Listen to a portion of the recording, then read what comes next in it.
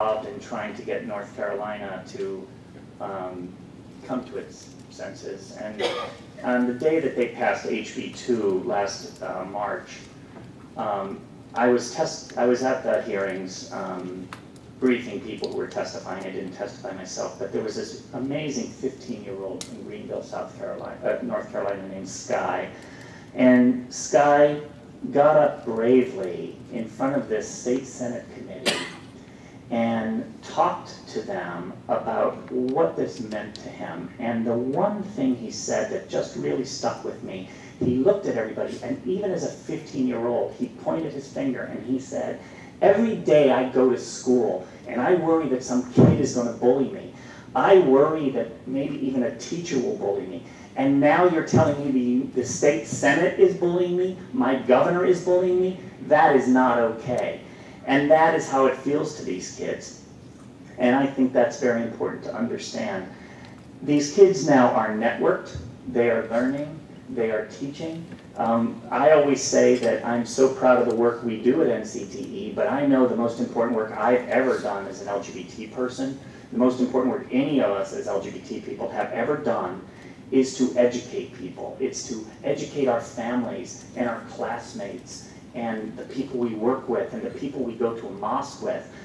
I cannot tell you, one of the proudest moments of my life in 2 or 3 years was when a close relative of mine told me on Mother's Day, it was not my mother, told me on Mother's Day that he had been educating his AA meeting about transgender people because somebody had said something wrong. That is why we're moving forward. We are moving faster than any civil rights movement has in American history, not because we are better or faster or better or smarter or more deserving. It is because of everybody else who has come before us. It is about the women's rights movement, the black civil rights movement, the farm workers movement. These movements have created the civil rights ability for us to advance. They have created the structures, the commission, the syntax, all of the enforcement mechanisms which are now seeming incredibly fragile at the federal level. The other reason transgender people have come so far, very similar to the gay rights movement, is we are in every family. We are not segregated into communities. We are in every family, and that is why we are unstoppable. When Ray and I were speaking before the senators last week, one of the senators said, referring to what is clearly a challenging moment in federal civil rights enforcement, the senator said, "I hope all LGBT people can weather the storm." And I don't know what it was about the way she said it, but I said, "Senator, we are the storm. We are the ones who are raining down justice and radical acceptance all over America. The people who are trying to roll back civil rights now are the dinosaurs holding a little fragile $5 umbrella. We are moving, we are advancing, and I promise the commission, I promise trans people, I can't say it any other way than we have not come this far to only come this far. We are so thankful for the work you do here. I am so thankful for the opportunity to speak to you today, and thank you so much. Thank you. Thank you to each of you for your testimony and your presentations, and I want to open up for questions and comments from my fellow commissioners. Commissioner Petty. Madam Chair, thank you. And thank you all for coming and making such great presentations. I apologize because I have to leave by noon, so that's why I got here first. I'm from probably the smallest city anybody here, and I'm surrounded by very rural America, and I know we have the internet. I have very good friends who come from very rural towns, and they are LGBT. And I was wondering, how are you reaching out to them in terms of providing support for these high school kids and these junior high or middle school kids? They live in very difficult communities, so I was wondering if you have any comment on that, or if you're proceeding or have programs or things along that line? Thank you for the question. Absolutely. I think, as you referred to, the internet is an absolute lifeline for students who are in rural communities.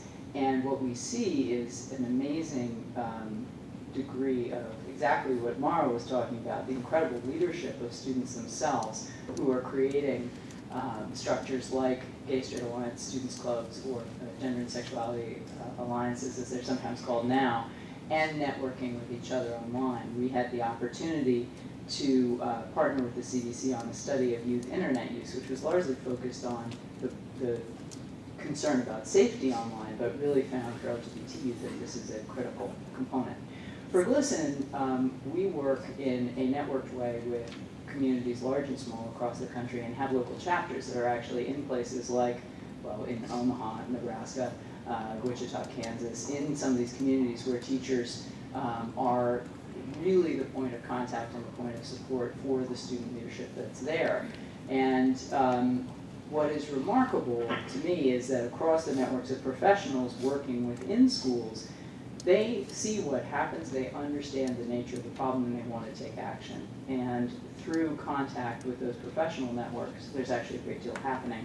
I'll just note as a final point, it is exactly those rural communities and their isolation that is also why we are so deeply concerned about any measures that would create permission to discriminate, particularly on the part of youth-serving professionals. We have a situation now in Tennessee where there is a law that allows counselors to opt out of providing support to LGBT youth on the basis of personal religious belief. And in many schools now, the ratio of counselors to students is incredibly low. One in California, in fact, it's now over 1 to 700. So it's not as if a student being denied support can go down the hall and talk to somebody else. I'm pleased to say professionals provide a base of support in many, many schools across the country. They are a lifeline, but we need to do much more. Thank you for your question. I'll just briefly add to your question. I so appreciate that perspective and thinking about where young people get support.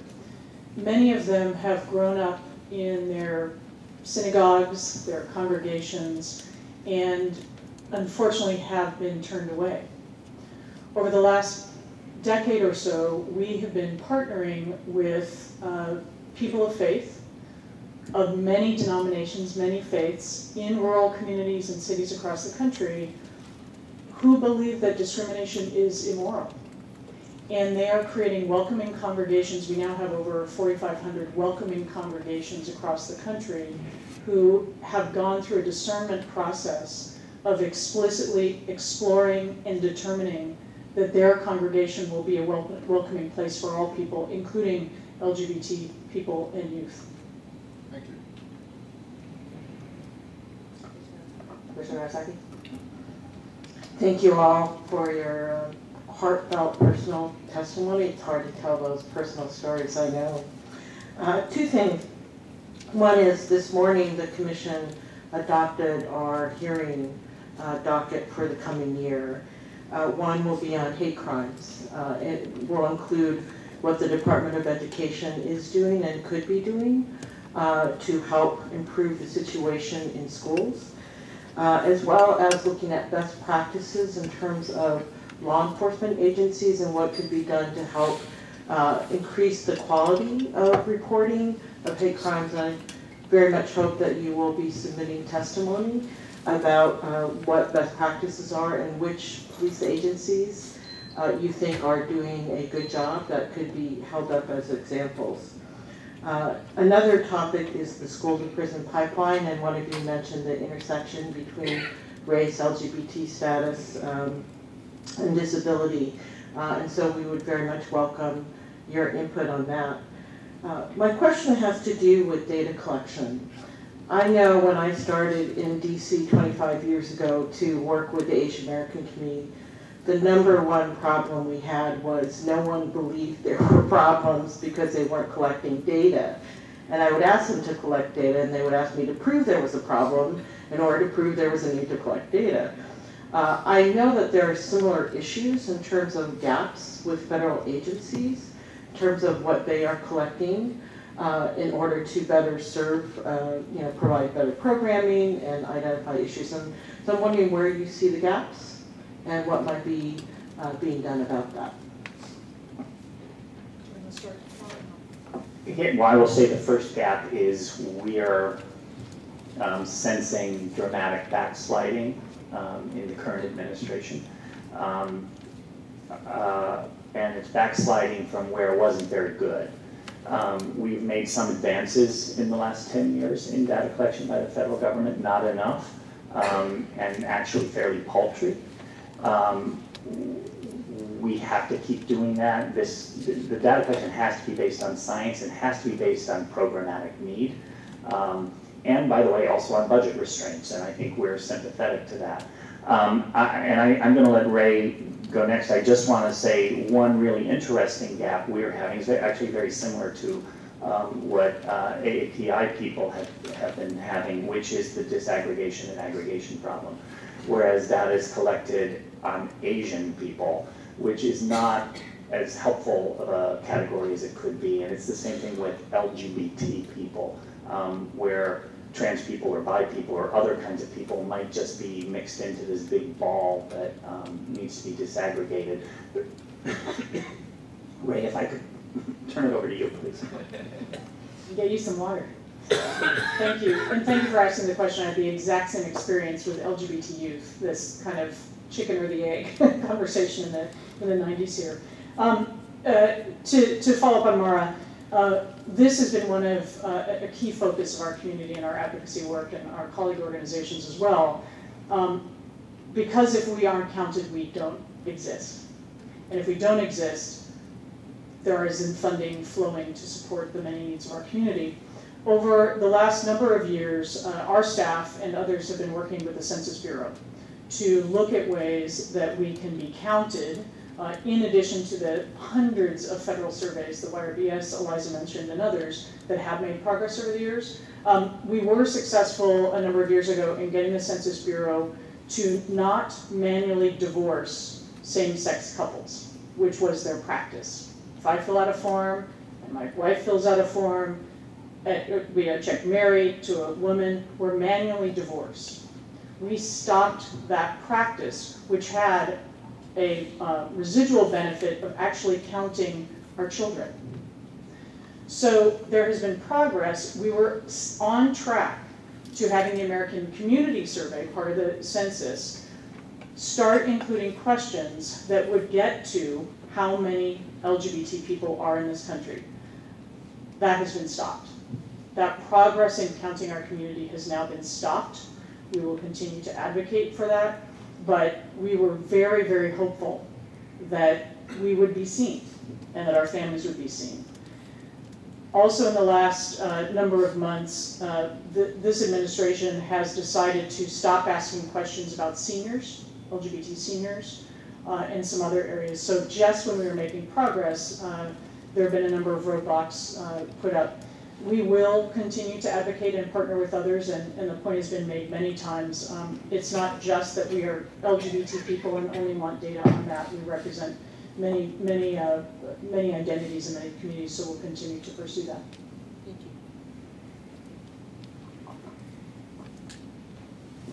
Commissioner Dagmar? I'm wondering if there is data about the percentage of homeless youth that identify as LGBT, and to the extent that there's data about this particular topic, what specific interventions and work is happening around the country to address and provide supports for these young people who are finding themselves literally on the streets in many cases because of very painful rejection and then all of the associated risks that come with not having a place to call home.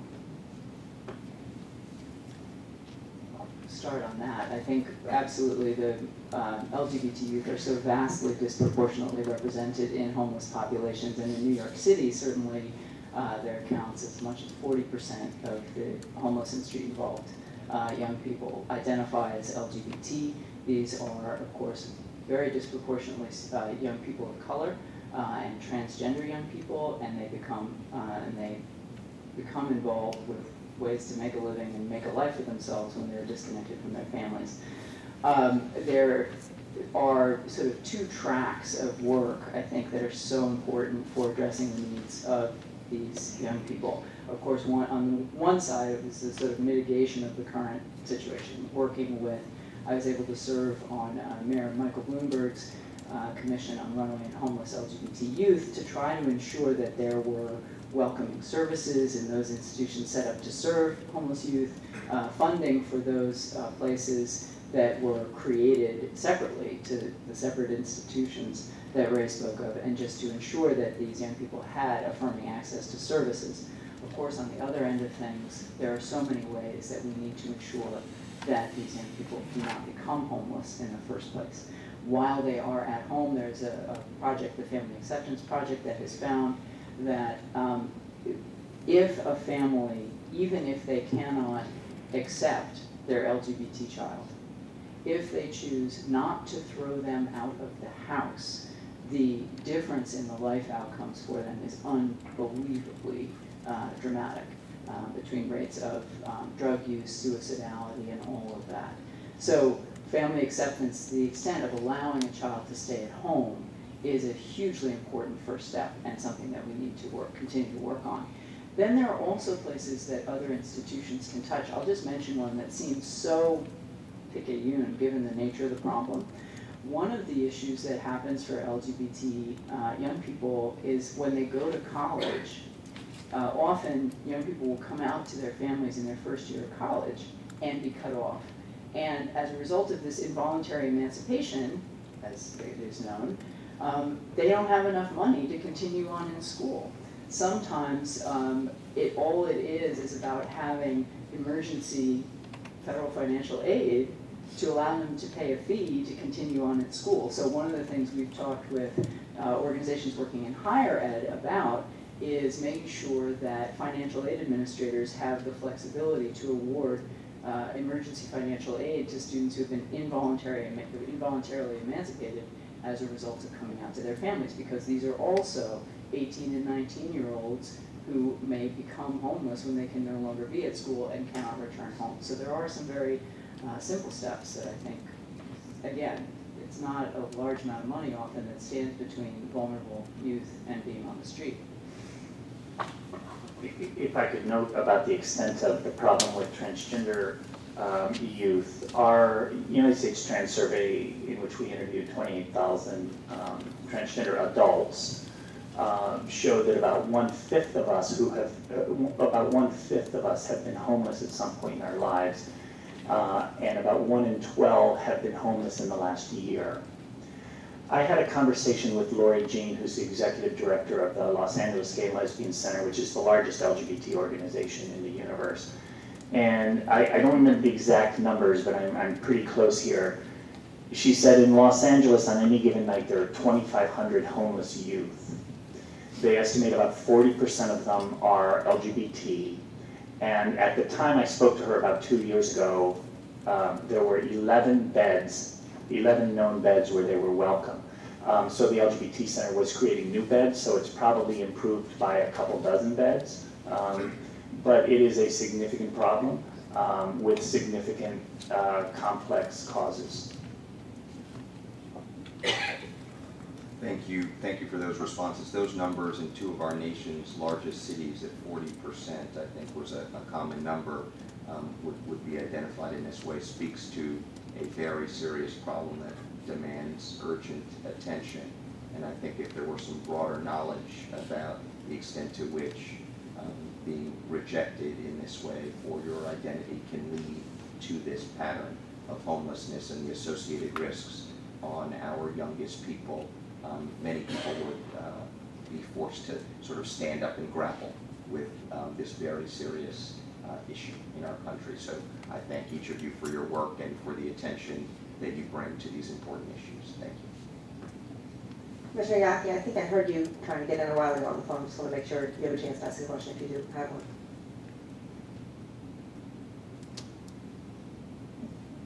I'm okay. I'm fine right now. I may say something later. Okay. I'll let others ask questions. Okay. Thanks. I understand the staff director, you have a question? I do, Madam Chair. Thank you very much. Prior to my appointment as staff director here at the commission, I worked for director of the Office of Personnel Management, John Barry.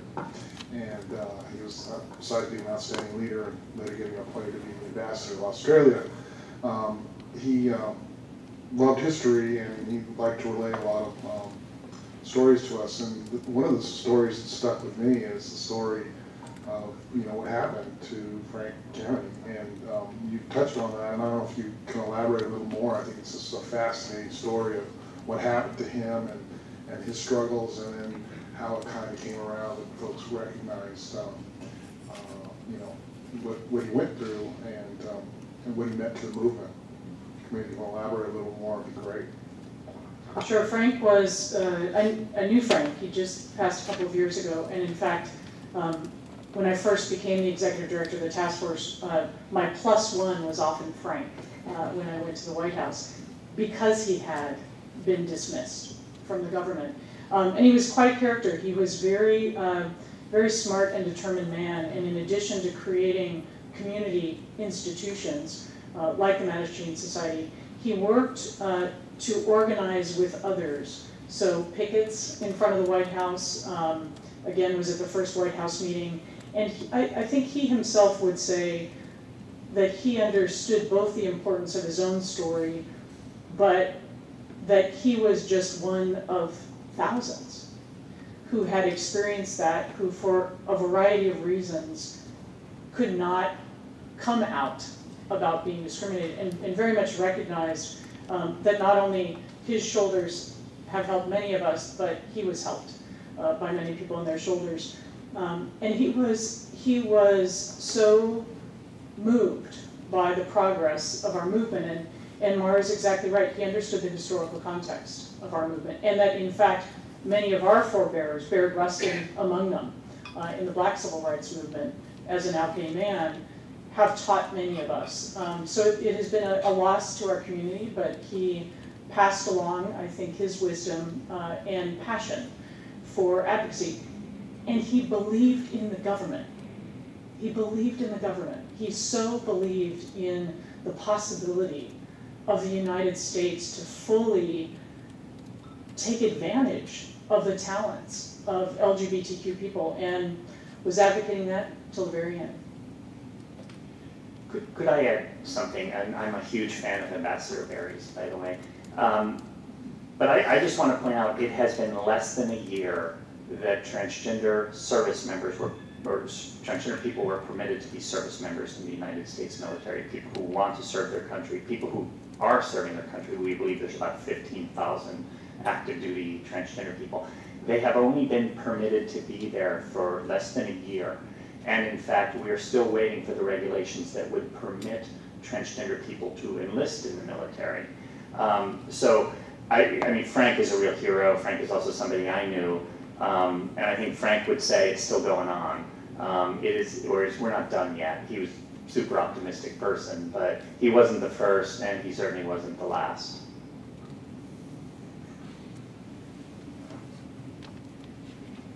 So we're coming close to our close. I would love if the three of you could close with us with some reflections on where we are now. I was so moved by the ways that each of you talked about the need for cross-identity intersectional work in the movement, and Ms. Keisling, by your reference to how we are the storm raining down justice is certainly vivid as an image, and we'd love to hear how it is that you anticipate that we will rain down that justice moving forward. Obviously, the intersectional work touches the work of the Commission, because we have broad jurisdiction over all of those areas, and so it would be useful to us, given where you think we are now. Well, you know, in our survey of 20,000 trans people, we saw that 25% had not, or had at one point last year, not sought medical attention when they needed it because they were afraid of being disrespected. But we also saw that a third, so even more, did not seek medical treatment when they needed it because they couldn't afford it. That is about civil rights, but it is also about the fact that the biggest problem a transgender person may face as a trans person may be poverty. It may be racism. It may be that they're an immigrant. It may be that they have a disability. And one of the, I think, the most amazing things that's been happening in the last year, and particularly this year, is the LGBT movement is really quickly becoming an anti-racism movement, a pro-immigrant movement, a pro-worker movement, pro-woman movement, pro-disability rights movement, because we are understanding we are in every family, and we are in every circumstance, and we are in every city, and we can no longer be a moral or effective movement unless we understand that intersectionality, and we do that work all together. Oh, and particularly with the civil rights enforcement really at risk of severe, quick, temporary degradation. When Ray said they have stopped collecting the data, I wanted to interrupt and say they have stalled collecting the data. But we're all in this together, all of the parts of all of us. Absolutely, and I would say that from the point of view of those of us who work with LGBT youth, I was asked a number of years ago by a reporter, what is the greatest danger currently facing LGBT youth? And I said I had two answers. One was the systematic underfunding and undermining of public education in the United States, and two, the disregard for the role of the federal government as civil rights oversight and enforcement. Our lives and our progress exist in the context of all of the ways that so many different communities test, expand, and seek to live out the American dream, quote unquote. And we have to be there for it now. I would just add that there are ways today that all of this will still move forward. I think we cannot be erased from the data that has already been collected. Just this year, I'm so pleased to say right now that the YRBS in 17 states is measuring, is asking about trans identity. So those students will no longer be invisible. And they will not be invisible as trans students, they will not be invisible as trans students of color, they will not be invisible as trans students who may be Muslim. We are here, we have been counted, we continue to count, and we continue fighting. I think what we're seeing in moving forward and where we go from here, and is particularly germane to your work as a commission, is that we are seeing so many struggles over civil rights in this country, voting rights, many civil rights. And in fact, what we are seeing in North Carolina, in Houston, in Arkansas, in other places, is when the public conversation is about where someone can use the bathroom, we're working across movements to make visible that these laws, these are chipping away at civil rights and are in fact not solely or even primarily about whether or not you can use the bathroom. So I say that because as a matter of civil rights, I think we have to continue to make the connections. Our movement is running fast to do that. And partnering very closely with other organizations and movements on the ground so that we're making the connections for people. The law that was overturned in Houston, Human Rights Ordinance, it absolutely hurt LGBT people. It also hurt Black people. It hurt Latinos and anyone else who had been covered by that law and is no longer covered. That's the future of our movement, and I think the future of our fight for civil rights is to see the connections. Thank you to each of you for your presentation today and for the work that you do. Very much appreciate your coming to illuminate and educate for us. And also want to thank Alec Jewell and Merrick Xavier Breyer for their assistance in collecting and putting together today's presentations.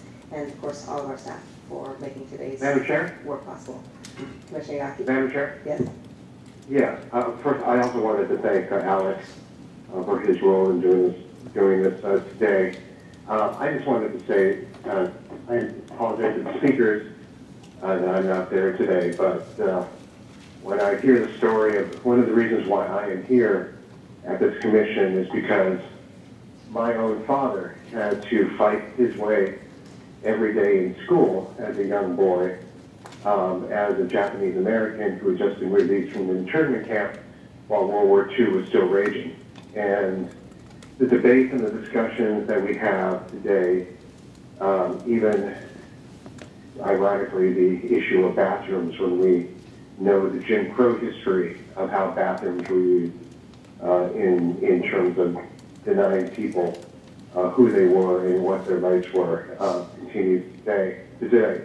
I'm very proud of the fact that I come from a city that has valued and cherished LGBT rights.